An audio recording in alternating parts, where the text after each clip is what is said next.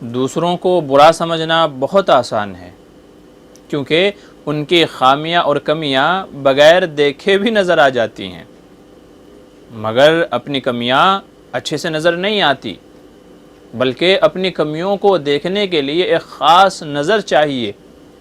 جس بندے کے اندر وہ نظر پیدا ہو جائے وہ اللہ کا بندہ ہے، اور جس کے اندر یہ نظر پیدا نہ ہو تو وہ صرف اپنی ذات کا بندہ ہے کہ اپنی ذات کو نہیں دیکھتا، صرف دوسروں کو دیکھتا ہے۔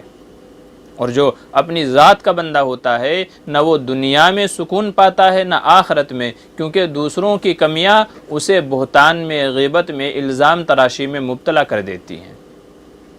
کسی نے کیا خوب کہا ہے کہ دوسرے کی آنکھ کا تنکا تو آ جاتا ہے نظر، مگر اپنی آنکھ کا شہتیر نظر نہیں آتا۔ اس لیے ہمیں چاہیے کہ دوسروں کو چھوڑ کر کے خود احتسابی کا عمل ہونا چاہیے، اپنی ذات میں غور و فکر کرنا چاہیے اور اپنا محاسبہ کرتے رہنا چاہیے، میں کیسا ہوں، میرے اندر کیا کمیاں ہیں۔ دوسروں کو چھوڑ دیجئے، ان کا معاملہ اللہ جانے، بندہ جانے۔